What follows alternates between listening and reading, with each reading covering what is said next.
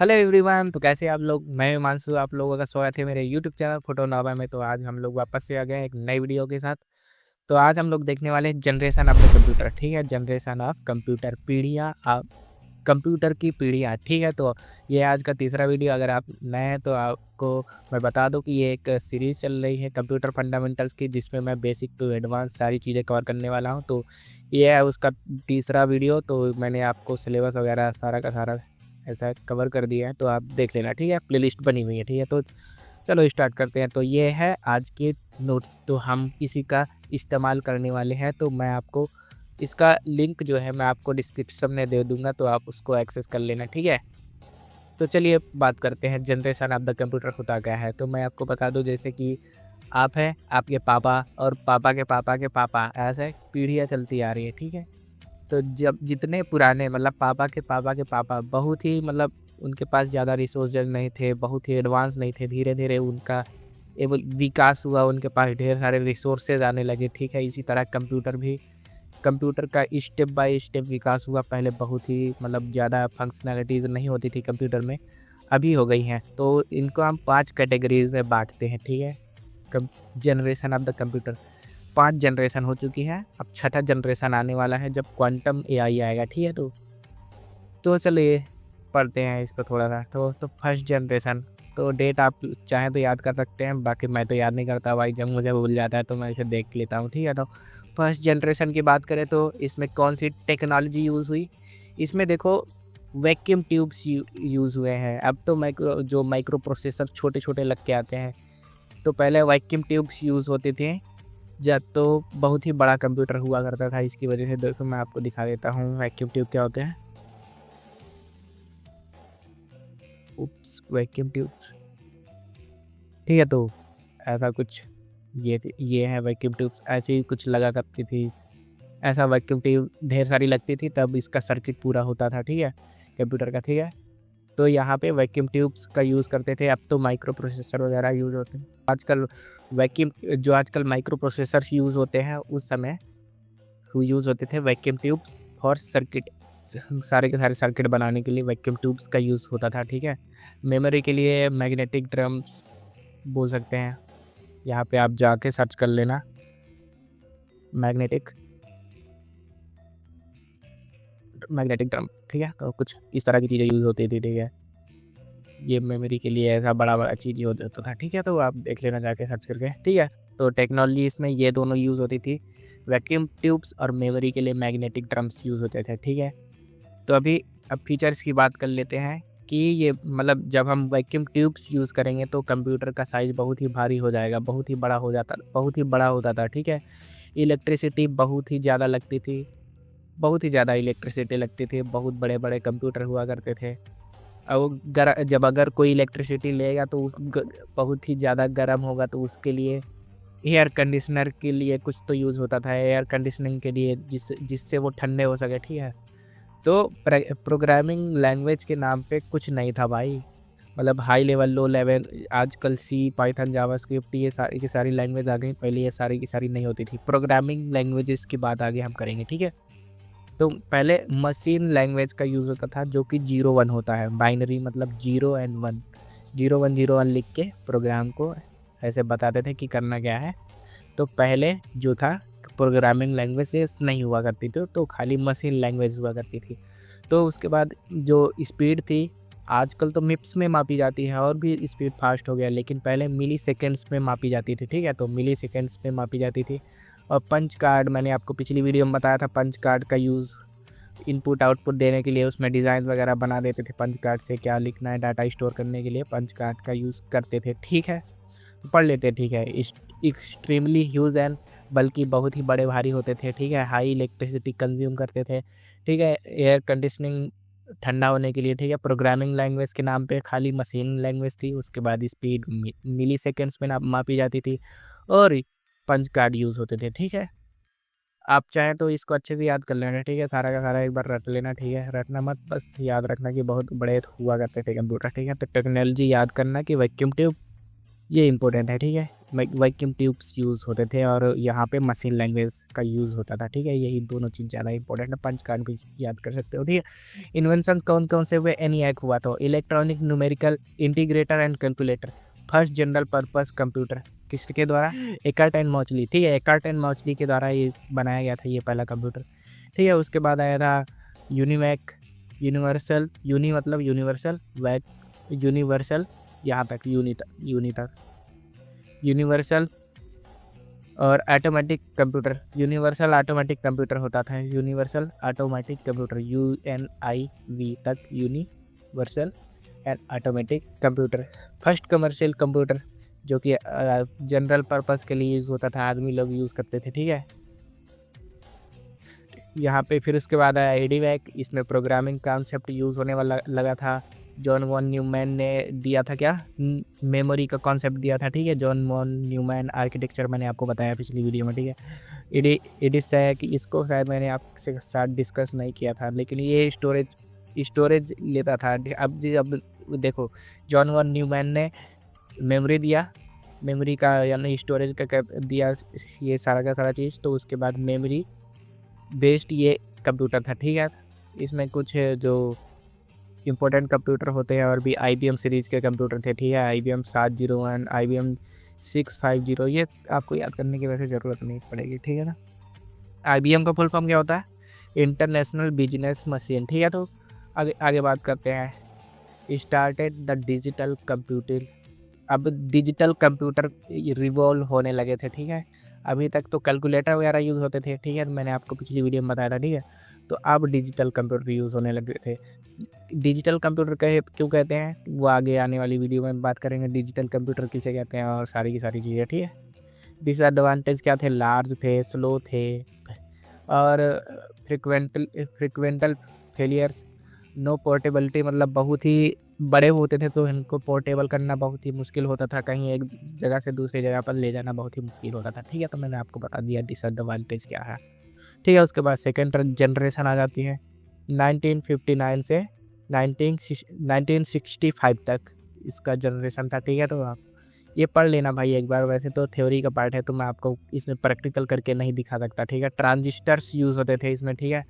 देखो transistor vacuum tubes को मतलब रिप्लेस करके ट्रांजिस्टर्स यूज़ होते थे। ट्रांजिस्टर्स आपने देखा होगा, एक ब्लैक कलर का शायद कुछ होता है ऐसा, ये सारे के सारे ट्रांजिस्टर आपने देखे होंगे। अगर आपने 12th किया तो आपको थोड़ा बहुत तो नॉलेज होगा ट्रांजिस्टर के बारे में, ठीक है। तो ये ट्रांजिस्टर्स होते थे, इनका यूज़ होता था, ठीक है। तो magnetic core memory use, storage ये आप देख लेना एक बार, मैग्नेटिक कोर मेमोरी यूज़ होती थी, ठीक है ना। मैग्नेटिक कोर मेमोरी कैसी होती थी, ठीक है। तो आप वहाँ पे इमेज पे जाके देख लेना। तो ये उससे तो फर्स्ट जनरेशन के कंप्यूटर से तो थोड़ा फास्ट ही थे, ठीक है। तो इसमें अभी क्या प्रोग्रामिंग लैंग्वेज अभी तक मशीन लेवल की थी, अभी इसमें असेंबली लैंग्वेज चलने लगी थी, ठीक है। Assembly and high level language. Assembly language मतलब MOV करके ऐसे मतलब था, एक प्रोग्रामिंग लैंग्वेज होती है असेंबली लैंग्वेज की बात हम करेंगे, अभी आपको समझ नहीं आ रहा होगा, ठीक है। अगर आपने पहले पढ़ा तो समझ में आएगा, ठीक है। तो स्पीड मेजर इन माइक्रो, पहले कब कितना हाँ मिली सेकेंड्स में, पहले मिली सेकेंड्स में, अभी माइक्रो सेकेंड्स में, ठीक है। माइक्रो सेकेंड्स में मापी जाती है। बैच प्रोसेसिंग ऑपरेटिंग सिस्टम्स आ गए थे बैचेस के फॉर्म में, मतलब पहले जो था हम लोग के पास घर पे इतने बड़े बड़े कंप्यूटर होते थे, तो घर पे हमारे नहीं होते थे, कहीं बड़ी सी जहाँ पे लोग कंपनी वगैरह समझ सकते हो, वहाँ पे एक बहुत ही बड़ा कंप्यूटर हुआ करता था, उसको ऑपरेट करने के लिए एक आदमी हुआ करता था। हम लोग यहाँ से पंच पेपर जो मैंने आपको पहले बताया था उसको लेके जाते थे और वहाँ पे वो अपने जो कंप्यूटर था उसमें पंच करता था और उसमें डाटा स्टोर करता था, पर हम उसको वहाँ से लेके आते थे। मतलब ऐसा होता था कि बैचेस के फॉर्म में लेके जाते थे, तो मोर रिलायबल, अब थोड़ा सा विश्वास करने लायक हो गया था, एनर्जी एफिशिएंट, कम बिजली खाने लगा था, ठीक है। तो अभी इन्वेंशंस की बात करते हैं। इसमें programming language COBOL and Fortran use हुए हैं। प्रोग्रामिंग लैंग्वेज आगे हम पढ़ने वाले, ठीक है। IBM, ये सारी की सारी IBM सीरीज़ चल रहा था अभी कंप्यूटर का, ठीक है। इसको आप चाहें तो मत पढ़िए, कोई दिक्कत वाली बात नहीं, ठीक है। एडवांटेज क्या थे? चीपर एंड फास्टर, जो वहाँ के फर्स्ट जनरेशन के कंप्यूटर थे थोड़ा महंगे होते थे और स्लो भी होते थे, लेकिन ये थोड़ा सस्ते और तेज़ भी थे, ठीक है। तो ये कम कम गर्म होते थे और छोटे साइज़ में होते थे, तो मैंने यहाँ पे लिख दिया, ठीक है। लेकिन इनके लिए भी कूलिंग रिक्वायर्ड थी, ये भी बहुत ही गर्म होते थे, कूलिंग रिक्वायर्ड थी, ठीक है। लिमिटेड मल्टीटास्किंग एंड ग्राफिक्स नहीं था, ठीक है। मल्टीटास्किंग नहीं कर सकते थे, एक ही चीज़ चलाएंगे, एक ही ऑपरेटिंग सिस्टम, मतलब पहले हम लोग चलाते थे ऐसे, ग्राफिक्स नहीं हुआ करता था, हम लोग लिख के चलाते थे, कमांड्स चलाते थे, ठीक है। तो अभी आते हैं थर्ड जनरेशन पे। थर्ड जनरेशन 1965 से 1961 तक, ठीक है। 1961 में कौन सा वो आया था माइक्रो प्रोसेसर, बताइएगा, ठीक है। मैंने आज शायद पिछली वीडियो में आपको बताया था, ठीक है। अब यहाँ पे टेक्नोलॉजी कौन सी आ गई, आईसी चलने लगी, इंटीग्रेटेड सर्किट, ठीक है। मैं आपको पिक्चर दिखा देता हूँ। आईसी कुछ इस तरह की, ये कुछ इस तरह की आईसी आपने देखा होगा कहीं, तो मदरबोर्ड वगैरह में, मदरबोर्ड की बात करेंगे आगे, ठीक है। जिसमें सारे के सारे कंपोनेंट लगे रहते हैं, इसी ये यूज़ होने लगा था, ठीक है। तो इसी के अंदर सारे के सारे रजिस्टर्स वगैरह और कैपेसिटर वगैरह सारे के सारे इसी के अंदर लगने लगे थे। तो इंटीग्रेटेड सर्किट को किसने इन्वेंट किया, जय किल्बी, ठीक है। आप याद कर लेना, याद करना हो तो। अब यहाँ पे नैनो सेकेंड्स में स्पीड मापी जाने लगी थी, ठीक है। तो वहाँ पे माइक्रो, यहाँ पे नैनो, ठीक है। तो और computer become smaller faster and cheaper. जब अब देखो, जब कंप्यूटर अब की जनरेशन बढ़ती जाएगी, वो छोटा हो जाता जाएगा और फास्ट होता जाएगा और चीप होता जाएगा, ठीक है। मतलब बहुत ही सस्ता होता जाएगा, ठीक है। तो use programming, multi programming and time sharing and remote processing. मतलब रिमोट प्रोसेसिंग मतलब एक कंप्यूटर अगर मेरा यहाँ पे है तो दूसरा कोई वहाँ से दूसरी जगह से कहीं दूर बैठा है तो उसको रिमोटली एक्सेस कर सकता है, उसी को बोलते हैं टाइम शेयरिंग। मतलब थोड़ी देर आप कोई काम है तो थोड़ी देर ये कंप्यूटर चलाएगा, थोड़ी देर दूसरा कंप्यूटर चलाएगा, ये टाइम शेयरिंग। आप ये मल्टी प्रोग्रामिंग, ये सारा का सारा अभी आप खाली नाम याद रखो, जब मैं आपको ऑपरेटिंग सिस्टम बताऊंगा तो आप इसको अच्छे से समझ जाएंगे, ठीक है। तो स्टार्ट यूज़ आप कीबोर्ड एंड मॉनिटर, ठीक है। तो देख लेना। Invention and applications, airline reservation, मतलब अब हम लोग ऑनलाइन ही रिजर्वेशन वगैरह कर लेते थे, डायनामिक प्रोडक्शन वगैरह में यूज़ होने लगा था। और कंट्रोल सिस्टम, मिसाइल्स वगैरह कंट्रोल कर लेते थे इसी के उससे, ठीक है। तो जो ऑपरेटिंग सिस्टम था वो धीरे धीरे अब इम्प्रूव होने लगा। ऑपरेटिंग सिस्टम क्या होता है, ये सारा का सारा जिस पे हम वर्क कर रहे हैं, ठीक है। तो विंडोज़ हो गया जैसे कि, ठीक है। तो आगे बात करेंगे। तो टाइप्स ऑफ आईसी, मतलब इसमें स्मॉल स्केल इंटीग्रेशन वाली सारी चिप, लॉजिक गेट्स वगैरह का, मल्टीप्लेक्सर, मतलब ये एडवांस टॉपिक हो जाता है, ठीक है। इसको डिजिटल इलेक्ट्रॉनिक्स में पढ़ते हैं सारा का सारा चीज़, डिजिटल लॉजिक गेट्स वगैरह, ये सारा काउंटर्स वगैरह। तो आप इस पर ज़्यादा लोड मत डालो, बस नाम याद रखो कि स्मॉल स्केल इंटीग्रेशन और MSI का मतलब मीडियम स्केल इंटीग्रेशन इसमें यूज़ होने लगे थे, ठीक है। तो IBM 63 सीरीज़ चालू हो गई थी, हनीवाल 61, ये सारा का सारा इसमें कंप्यूटर यूज़ हो गए थे, ठीक है, ठीक है। तो इम्पोर्टेंट कंप्यूटर ये हैं, ठीक है। एडवांटेज क्या है, इंक्रीज रिलेबिलिटी, विश्वास किया जाता था, बहुत ही ज़्यादा इस पे विश्वास होने लगा कि हाँ कंप्यूटर धोखा नहीं देगा अभी। रिड्यूस कॉस्ट, मतलब इसकी जो खर्चा है वो थोड़ा कम हो गया। और हाई लेवल लैंग्वेज जैसे C, जावा, पाइथन, ये सारी की सारी लैंग्वेज को ये क्या एक्सेप्ट करता था, ठीक है। तो अभी आ गए फोर्थ जनरेशन में 1971 से 1980 तक, ठीक है। टेक्नोलॉजी कौन सी यूज़ हुई, अब यहाँ से माइक्रो प्रोसेसर की शुरुआत हो गई। मैंने आपसे पूछा था first micro processor Intel 404, Intel 404 पहला माइक्रो प्रोसेसर है, ठीक है। इंटेल ने बनाया था, ठीक है। 4 बिट का था ये, 4 बिट का। अब के जो आते हैं कंप्यूटर वो मतलब जो प्रोसेसर बोल सकते हैं वो 64 बिट, 32 बिट ऐसा कुछ आता है, लेकिन ये पहला 4 बिट। और रैम मतलब मेमोरी कितनी थी इसमें, 1 KB मेमोरी थी, ठीक है। समझ गए होगे आप तो, ठीक है। तो आप देख लेना, माइक्रो प्रोसेसर में भी आप दिखा देता हूँ आपको, कोई दिक्कत वाली बात नहीं है। माइक्रो प्रोसेसर, तो माइक्रो प्रोसेसर देख लेना, ये ढेर सारे एकदम छोटे छोटे कारीगरी की जाती है इसके अंदर, बहुत ही एकदम छोटे लेवल पे इस पे काम किया जाता है, ठीक है। तो आप देख लेना, माइक्रो प्रोसेसर आपको मैंने दिखा दिया, ठीक है। तो आईसी लार्ज स्केल इंटीग्रेशन और very large scale integration use होता था, ठीक है। आईसी ठीक है। अब यहाँ पे विंडोज़ ने अपना फर्स्ट ऑपरेटिंग सिस्टम लॉन्च किया कहाँ, कब, 1975 में। मैं आपको एक बार और फिर से डिस्कस करूँगा ऑपरेटिंग सिस्टम वाले चैप्टर में, ठीक है। फीचर्स क्या थे, वेरी फास्ट प्रोसेसिंग, बहुत ही जल्दी प्रोसेस कर लेता था, बहुत जल्दी कैलकुलेशन कर लेता था, ठीक है, हर चीज़ बहुत ही फास्ट कर लेता था, ठीक है। हाई स्टोरेज मतलब ढेर सारी स्टोरेज कैपेसिटी आ गई थी और हार्डवेयर भी अच्छे अच्छे आ गए थे, ठीक है। यूज़ ऑफ GUI मतलब ग्राफिकल यूज़र इंटरफेस अभी यहीं से स्टार्ट हुआ था। पहले क्या होता था, कमांड लाइन यूज़ करनी पड़ती थी, कमांड्स लिखनी पड़ती थी, अभी ग्राफिकल यूज़र इंटरफेस चलता है। Real time and time sharing, real time मतलब जो होगा तुरंत ही होगा, वो मैं आपको आगे वाली मेरी वीडियो में बताऊंगा। ये रियल टाइम कहाँ यूज़ होता है, जैसे कि प्लेन वगैरह में यूज़ होता है, मिसाइल्स वगैरह में real time operating system use होता है, मैं आपको आगे आने वाली वीडियो में बताऊंगा, ठीक है। प्रोग्रामिंग लैंग्वेजेस की बात करें तो इसमें C++ और डाटाबेस भी आने लगा था। डाटाबेस जहाँ पे हम सारा का सारा डाटा स्टोर करते हैं, ठीक है, तो आपको आगे आने वाली वीडियो में बताऊँगा, ठीक है। इन्वेंशंस, पर्सनल कंप्यूटर यूज़ होने लगे, एप्पल ने बनाया, IBM ने 5100 बनाया। यहाँ पे PC मतलब लैपटॉप वगैरह सारे के सारे यूज़ होने लगे थे, ठीक है।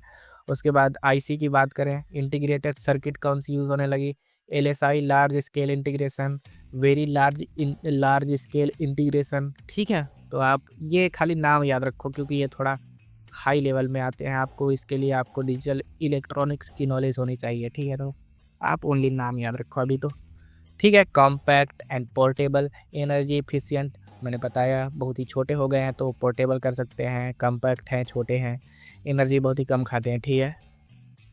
अब आया हमारा 5th जनरेशन जो अभी चल रहा है 1980 से अभी तक। यहाँ पे टेक्नोलॉजी कौन कौन सी यूज़ हो रही है, आर्टिफिशियल इंटेलिजेंस, पैरेलल प्रोसेसिंग मतलब बहुत सारे काम एक साथ, एक ऐसा बोल सकते हो, लेकिन मैं आपको आगे बताऊंगा, ठीक है।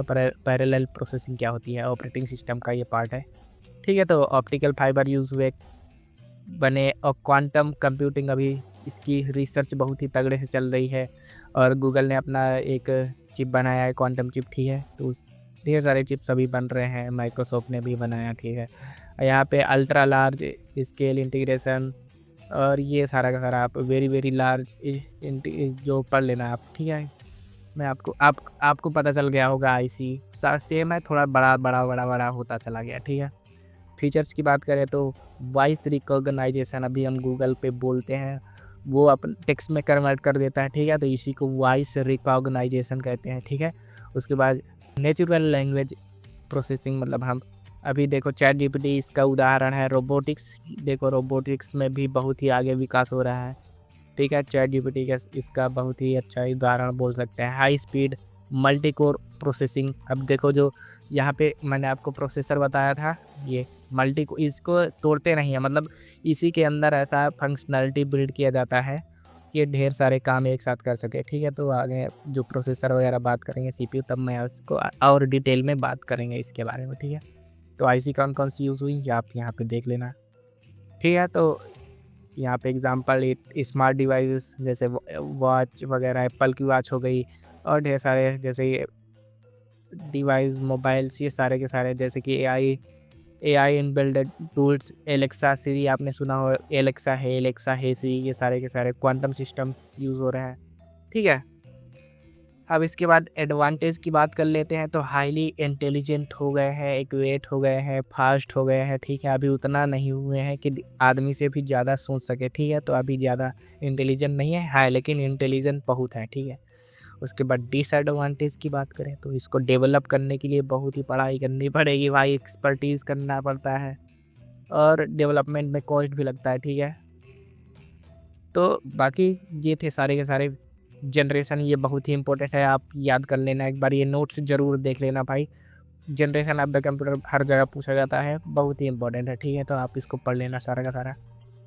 तो वीडियो में से इतना ही था, मिलते हैं अगली वीडियो में, तब तक के लिए tata bye bye, take care, goodbye. लेकिन जाने से पहले लाइक सब्सक्राइब एंड शेयर ज़रूर कर देना, करना हो तो, ठीक है। लेकिन कमेंट ज़रूर करना भाई, प्यारा सा भाई, बहुत अच्छा लगता है मुझे अगर आप कमेंट करते हैं तो, ठीक है। सब्सक्राइब करने के बाद एक घंटी भी होती है, उसको दबा देना, ताकि जब मैं कोई वीडियो डालूंगा तो आपको वो मिल जाए, ठीक है। समझ में आया कि नहीं समझ में आया?